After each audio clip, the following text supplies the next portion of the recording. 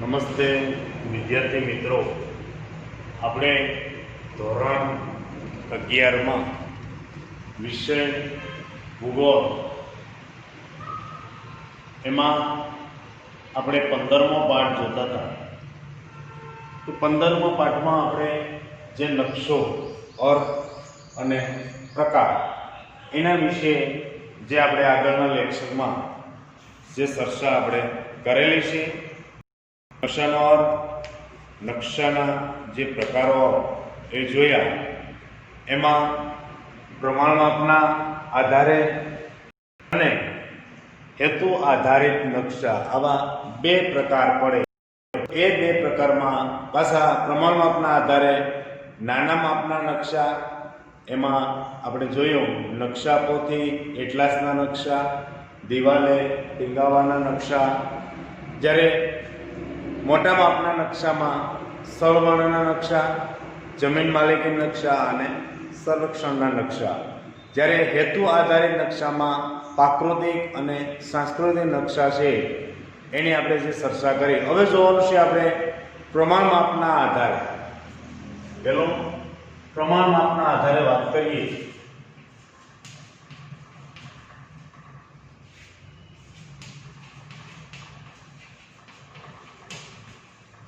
પ્રમાણમાપના આધારે જે કે ખાસ કરીને જે નકશાઓ છે એની વાત આપણે કરીએ વિદ્યાર્થી મિત્રો. તો અહીંયા આપણે જોઈએ કે પ્રમાણમાપ છે એના આધારે જે નકશાઓ છે કે પ્રમાણમાપ પ્રમાણે નકશાના બે પ્રકાર પડે. જે આગળ આપણે વાત કરી, નાના માપવાળા નકશા અને મોટા માપવાળા નકશા. આમાં જે બે પ્રકાર પડે છે, એક છે નાના માપવાળા નકશા અને બીજા નંબરમાં મોટા માપવાળા નકશા. તો આ રીતે એના બે વિભાગ પડે પ્રમાણમાપના આધારે. તો વિદ્યાર્થી મિત્રો, જો આપણી પાસે બે નકશા હોય, આપણી પાસે બે નકશા હોય, જેમાંનો એક નકશાનું પ્રમાણમાપ 1 સેમી, એનું માપ કેટલું છે? 1 સેમી. અહીંયા શું કીધું આપણને કે એક પ્રમાણમાપ છે 1 સેમી બરાબર 50 કિમી. અહીંયા આપણે જોઈએ એ પ્રમાણે 50 કિમી. 1 સેમી, અહીંયા 1 સેમી એ બરાબર તો કે 50 કિમી. અને બીજા નકશાનું પ્રમાણ આપે 1 સેમી બરાબર 100 કિમી,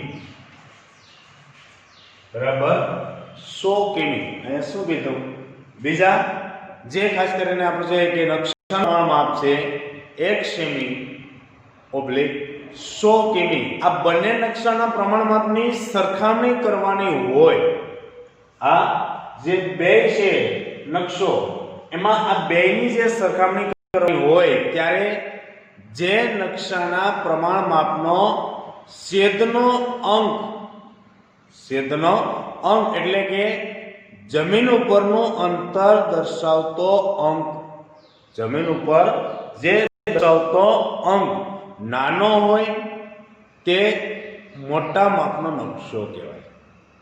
જાણો શું કીધું અહીંયા કે નકશાના પ્રમાણમાપનો છેદનો અંક એટલે કે જમીન ઉપરના અંતર દર્શાવતો, જમીનનું જે અંતર છે એ અંતર દર્શાવતો અંક નાનો હોય તે મોટા માપનો નકશો કહેવાય. જેમાં આ અંક મોટો હોય તે નાના માપનો નકશો છે એ કહેવામાં આવે.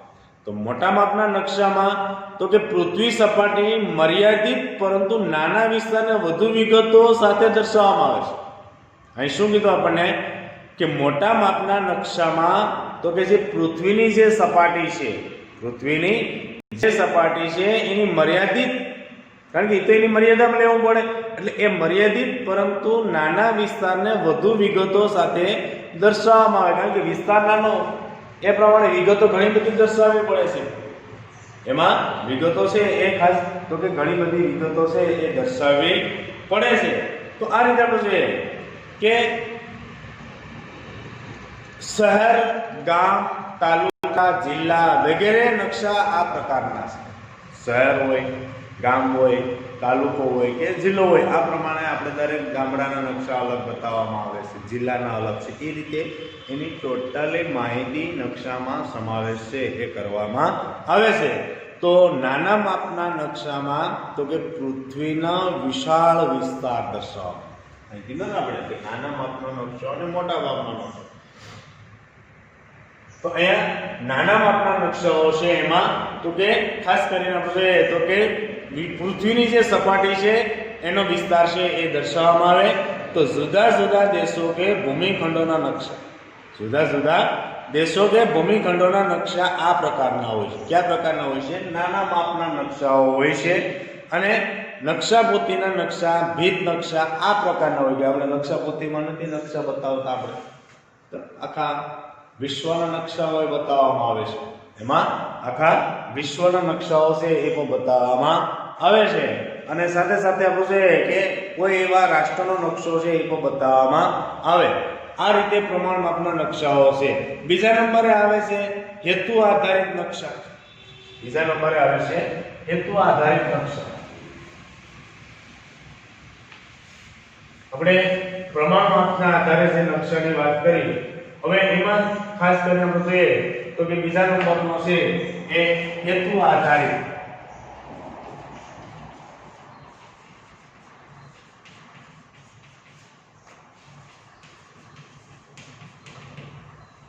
કે આપણો કોઈ હેતુ હોય, આપણો કોઈ હેતુ હોય એને આપણે તો કે હેતુ આધારિત નકશા છે એ કહેવામાં આવે છે.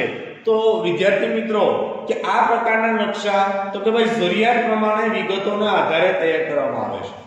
જરૂરિયાત પ્રમાણે જે વિગતો છે એ વિગતોનો આપણે એમાં સમાવેશ છે એ કરવામાં આવે છે. તો એને હેતુ કે ઉપયોગના આધારે તૈયાર થતા નકશા, કોઈ હેતુ અથવા તો કોઈનો ઉપયોગના આધારે થતા નકશાના જેમાં જે દર્શાવવાથી પ્રાકૃતિક અને સાંસ્કૃતિક બાબતો, અહીંયા બે બાબતો છે. કઈ બાબતો છે? પ્રાકૃતિક અને સાંસ્કૃતિક. પ્રાકૃતિક અને સાંસ્કૃતિક આ બે બાબતો દર્શાવવામાં આવે છે. પ્રાકૃતિક બાબત હોય છે અને સાથે સાથે તો કે સાંસ્કૃતિક બાબત હોય છે. તો આ રીતે આપણે કે બે પેટા વિભાગો છે એને એ રીતે વિભાજન કરવામાં આવે છે, પ્રાકૃતિક અને સાંસ્કૃતિક. એટલે ખાસ ધ્યાન રાખજો. એમાં પહેલા આપણે જોવાનું છે પ્રાકૃતિક. શું જોવાનું છે આપણે? પહેલો તો કે આપણે પ્રાકૃતિક જોવાનું છે. શું જોવાનું છે વિદ્યાર્થી મિત્રો? તો કે આપણે પ્રાકૃતિક જોવાનું છે કે કુદરતી કે પ્રાકૃતિક તત્વોને દર્શાવતા નકશાને, કુદરતી અથવા જે પ્રકૃતિ છે એ પ્રકૃતિને દર્શાવતા નકશાને પ્રાકૃતિક નકશા કહેવામાં આવે. શું કહેવામાં આવે છે એને? તો કે પ્રાકૃતિક નકશા કહેવામાં આવે. તો ભૂગોળમાં આ પ્રકારના નકશા વિશેષ મહત્વ ધરાવે છે. આપણા જે ભૂગોળ છે એમાં તો કે આ પ્રકારના નકશાઓ છે એ ખાસ તો કે એ વિશેષ મહત્વ છે એ ધરાવે. કારણ કે એના દ્વારા આપણે તો કે કોઈ પણ એવી ખાસ કરીને દેશ અને દુનિયાની જે કઈ ઘટનાઓ છે એ ઘટનાઓ વિશે માહિતગાર છે એ પ્રકૃતિ દ્વારા થઈ શકીએ. કેના દ્વારા થઈ શકીએ? તો કે પ્રકૃતિ દ્વારા.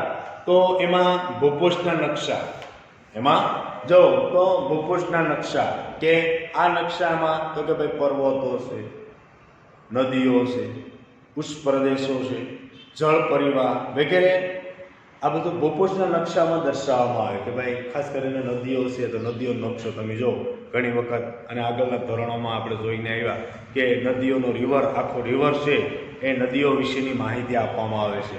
કોઈ પર્વતો વિશે માહિતી આપવામાં આવે, કોઈ મેદાનો વિશેની માહિતી આપવામાં આવે, કોઈ ઉચ્ચ પ્રદેશો વિશેની.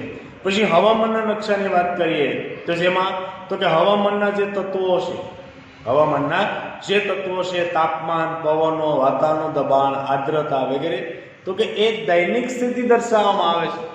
હા, નકશામાં તો કે એવી દૈનિક સ્થિતિ છે એ દર્શાવવામાં આવે છે.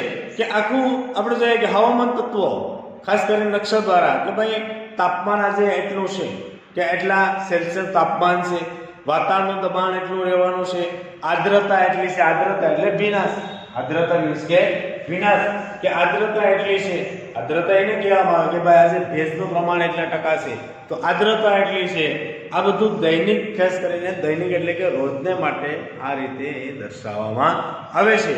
પછી આબોહવાકીય નકશામાં તો જેમાં તો કે આબોહવાના તત્વો, એમાં તો કે આબોહવાના જે તત્વો છે એમાં તાપમાન આવે, આગળ વાત કરીએ વરસાદ આવે, પવનો આવે, પછી વાતાવરણનું દબાણ વગેરે લાંબા ગાળાની, એને શું કહેવાય તો કે લાંબા ગાળાની પરિસ્થિતિ હોય કે ભાઈ તાપમાન તો કે લાંબા ગાળાનું તાપમાન તો કે આટલા સેલ્સિયસ તાપમાન હોય છે. બીજા નંબરમાં તો કે ભાઈ વરસાદ છે તો એટલો વરસાદ પડવાનો છે, પવન એટલો ફૂંકાવાનો છે, પછી વાતાવરણનું છે ખાસ કરીને દબાણ કે આ બધી લાંબા ગાળાની એમાં માસિક, ત્રિમાસિક, વાર્ષિક વગેરે એની સ્થિતિ છે એ દર્શાવવામાં આવે. એક મહિનાની સ્થિતિ દર્શાવવામાં આવે છે એટલે કે એને માસિક સ્થિતિ દર્શાવવામાં આવે છે, ત્રિમાસિક એટલે કે 3 મહિનાની એક ધારી પરિસ્થિતિ છે એ દર્શાવવામાં આવે, અને વાર્ષિક સ્થિતિ એટલે કે આખા વર્ષની પરિસ્થિતિ છે એ તો કે આબોહવામાં દર્શાવવામાં આવે. કેમાં દર્શાવવામાં આવે છે તો કે આ રીતે કે હેતુ આધારિત નકશામાં એ પ્રાકૃતિક છે એમાં એ રીતે દર્શાવવામાં આવે. જ્યારે જમીનના નકશાની વાત કરીએ તો જેમાં જમીનની લાક્ષણિકતાઓ, જમીનની જે લાક્ષણિકતાઓ છે, કારણ કે જમીનની લાક્ષણિકતાઓ અલગ અલગ છે, બધી જમીન એક સરખી નથી. કોઈ સપાટ હોય જમીન તો એમાંય પાછા અલગ અલગ હોય છે સોલ, એના જમીનનો સોલ અલગ હોય, કોઈ કાળો હોય, કોઈ રેગુર હોય. આ રીતે આપણે જોઈએ કે કોઈ પહાડી હોય, કોઈ પડખાવ હોય. તો આ પ્રમાણે આપણે જોઈએ કે એની લાક્ષણિકતાઓ કે જેમાં રાષ્ટ્રીય ખાસ કરીને જોઈએ કે જમીનના પ્રકાર, એનો ઉપયોગ, જમીનનું વિતરણ, આ બધું દર્શાવે કે ભાઈ જમીનના પ્રકારો. આગળના ધોરણો આપણે જમીનના પ્રકારો ભણી ગયા. પછી એનો ઉપયોગ કઈ રીતે છે, એનો ઉપયોગ છે એ કઈ રીતે છે, અને ખાસ કરીને આપણે જોઈએ કે જમીનનું વિતરણ છે કે ભાઈ જમીનનું વિતરણ તો એક બધી વિસ્તારોમાં જમીનનું વિતરણ એક સરખું, કોઈ જગ્યાએ વધારે હોય, કોઈ જગ્યાએ ઓછું હોય, અમુક પર્વતો, પહાડો હોય, તો એવી સ્થિતિ છે એ સર્જાતી હોય છે. જ્યારે વન્ય પ્રાણીઓના નકશાની વાત કરીએ કે વાઇલ્ડ જે કંઈ લાઈફ છે એ વાઇલ્ડ લાઈફ મેપની વાત કરીએ તો જેમાં રાષ્ટ્રીય ઉદ્યાનો છે, અભયારણ્યો છે વગેરેનું વિગત ખાસ કરવાનું છે કે વિતરણ છે એ દર્શાવવામાં આવે. તો ભાઈ ખાસ તો કે આપણે જે જંગલમાં જે વિસ્તારો છે એમાં જે પ્રાણીઓ રહેતા હોય છે એ માટે ખાસ કરીને આપણે જોઈએ તો કે વન્ય પ્રાણીઓ માટેના ખાસ કરીને નકશાઓ છે એ બનાવવામાં આવે. દાખલા કે આપણું ગીરનું જંગલ છે તો ગીરના જંગલમાં ખાસ કરીને આપણે જોઈએ કે ભાઈ એશિયાઈ સિંહ આપણા ગીરના જંગલ સિવાય ક્યાંય જોવા મળતા નથી. તો એ રીતે આપણે જોઈએ કે એ સિવાય તો કે આફ્રિકામાં જોવા મળે છે, એશિયામાં બીજી ક્યાંય જોવા મળતા નથી. તો એવી સ્થિતિમાં જોઈએ કે ભાઈ એનો જે આખો મેપ તૈયાર કરવામાં આવે, ગીરના જંગલનો જે મેપ તૈયાર કરવામાં આવે, એમાં જે અભયારણ્યો છે કે ઉદ્યાનો છે એ તૈયાર કરવામાં આવે, એના દ્વારા જ આપણને ખ્યાલ છે એ આવે છે કે આ બધું પ્રાકૃતિક છે. આ કેમાં સમાવેશ થાય વિદ્યાર્થી મિત્રો તો કે આ બધું પ્રાકૃતિક છે એ કહેવામાં આવે. આપણી પ્રકૃતિ છે એમાં એનો સમાવેશ છે એ કરવામાં આવે છે.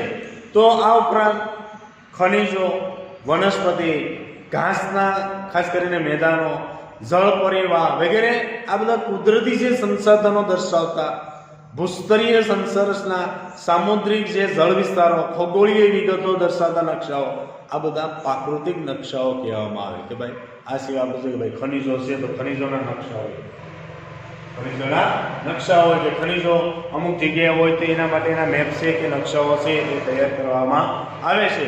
એ પ્રમાણે આપણે જોઈએ કે કરીને ઘાસના મેદાનો હોય, ટુંડ્ર વનસ્પતિના પ્રદેશો, આગળના ધોરણોમાં આપણે ભણી ગયા ટુંડ્ર વનસ્પતિ કે અમુક જે હિમાલયના ઉપરવાસમાં એવી જે વનસ્પતિ હોય તો એવા જંગલો છે કે ઘાસના મેદાનો છે એ જોવા મળે છે.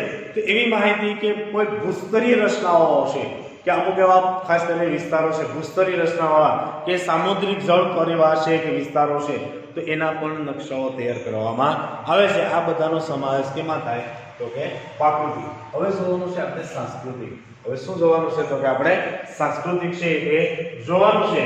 તો આ પ્રકારના નકશામાં ખાસ કરીને જોઈએ તો કે માનવ સર્જિત શું કહેવામાં આવે છે તો કે માનવ સર્જિત વિગતોનું આલેખન કરવામાં આવે છે. માનવ સર્જિત વિગત કે પ્રાકૃતિકમાં તો કે માનવ દ્વારા કોઈ વસ્તુનું નિર્માણ થયું હોય એના દ્વારા તો કે ખાસ કરીને અહીંયા તો કે માનવ કોના દ્વારા તો કે માનવ દ્વારા એટલે એને માનવ સર્જિત શું કહેવામાં આવે છે એને તો કે માનવ સર્જિત વિગતોનું આલેખન કરવામાં આવે. ખાસ કરીને માનવીની વિવિધ જે આર્થિક પ્રવૃત્તિઓનો નિર્દેશ આ પ્રકારના નકશામાં થાય છે. કે ભાઈ માનવીની વિવિધ જે આર્થિક જે ખાસ કરીને નિર્દેશકો છે એ નિર્દેશ છે એનો તો કે આ સાંસ્કૃતિક નકશામાં પ્રકાશિત છે કે કરવામાં આવે છે, જેમાં ખેતી, પરિવહન માર્ગો, ઔદ્યોગિક કેન્દ્રો, શહેરો, બંદરો, દેશના રાજકીય વિભાગો, રાજ્યોની રાજધાનીઓ, એના ગામડાઓ, એની વસાહતો વગેરે વિગતોનો દર્શાવવામાં આવે છે. આ બધી કેમાં આવે? સાંસ્કૃતિક. બધાનો સમાવેશ કેમાં કરવામાં આવે? તો કે સાંસ્કૃતિકમાં કરવામાં આવે. કારણ કે આપણે જો ખેતી છે તો ખેતીના નકશા તૈયાર કરવામાં આવે, ઉદ્યોગો છે તો ઉદ્યોગોના નકશા તૈયાર કરવામાં આવે. પછી એ પ્રમાણે આપણે જોઈએ કે માર્ગો છે તો રસ્તાઓના નકશાઓ છે, નકશાઓના મેપ તમે જો તો એ રીતે નકશાઓના ખાસ કરીને મેપ છે એ પણ બનાવવામાં આવે છે. પછી કોઈ એવા શહેરો છે તો શહેરના નકશા કે બંદરોનો વિકાસ કરવામાં આવે, એ પ્રમાણે રાજ્યો અને એની રાજધાનીના નકશા છે એ તૈયાર કરવામાં આવે. પછી ગામડીય વસાહતો છે તો ગામડાના જે ખાસ કરીને નકશા તૈયાર કરવામાં આવે. આવી બધી વિગતો તો કે સાંસ્કૃતિક માનવ સર્જિત, આ કેવી છે? માનવ દ્વારા તૈયાર કરાયેલી અને માનવ સર્જિત કહેવામાં આવે. તો માનવ સર્જિત તત્વોના આધારે આ પ્રકારના નકશા, સાંસ્કૃતિક નકશા, ખેતી વિષયક નકશા, ઔદ્યોગિક નકશા, વસ્તી વિષયક નકશા વગેરે તૈયાર કરવાનો. કે ભાઈ વસ્તી છે તો એના માટે પણ ખાસ કરીને આપણે નકશા છે એ તૈયાર કરવામાં આવે છે. વસ્તી વિશેના જે નકશાઓ છે એ પણ આપણે તૈયાર કરવામાં આવે છે.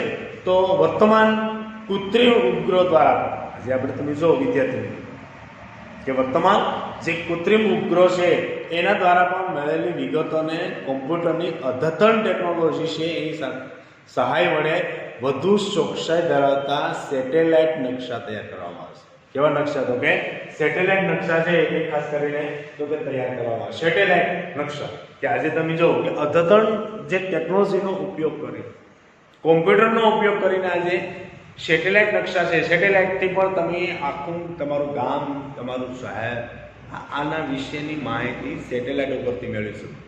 આજે તમે સેટેલાઇટ ઉપરથી તમે મેળવી શકો. જમીન છે તો જમીનનો નકશો પણ તમે સેટેલાઇટ ઉપરથી મેળવી શકો. કારણ કે આજે એટલી બધી ખાસ કરીને સુવિધા આવી ગઈ, ઇન્ટરનેટની જે સુવિધા વિદ્યાર્થી મિત્રો આવી ગઈ, એને કારણે તો કે આજે આપણે તો કે સેટેલાઇટની માહિતીઓ છે એ પણ મેળવી શકીએ. કારણ કે આજે જે ઉપગ્રહ છે આ ઉપગ્રહને આભારી છે. આ બધું કેને આભારી છે? તો કે ઉપગ્રહને આભારી છે એ કહેવામાં આવે. કારણ કે ઉપગ્રહ દ્વારા આજે તમે જો વિદ્યાર્થી મિત્રો કે દાખલા તરીકે તમારે અહીંથી કોઈ પણ વિસ્તારમાં જાવું, આપણે કે હાઈવે ઉપર જાવું, એટલે દાખલા તરીકે આપણે વેરાવળથી ભાવનગર જાવું તો તમે લોકેશન વેરાવળથી ભાવનગરનું લોકેશન નાખો તો એ લોકેશનનો આખો હાઈવે તમને બતાવે. તો એ હાઈવેની સાથે જે કાંઈ અમુક ટેમ્પલ આવતા હોય, મંદિરો આવતા હોય કે રિવર આવતી હોય એટલે કે નદીઓ આવતી હોય તો એની ટોટલી માહિતી આપે છે.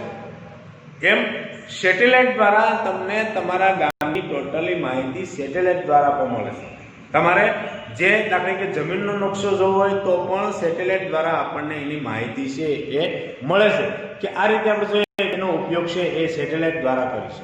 એના દ્વારા તો કે સેટેલાઇટ એટલે આ બધું આપણે જોઈએ તો ખાસ કરીને આપણે જોઈએ કે આવા નકશાનો વિકાસ કરવામાં આવે. હવે જે નકશાના અંગો, હવે જોવાનું છે આપણે નકશાના અંગો.